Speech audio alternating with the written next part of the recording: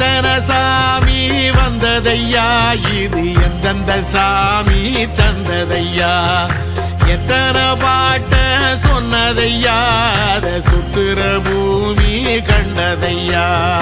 அடிச்சு வீசும் காத்துலையும் அந்த தகப்பனாச சுத்துதையா,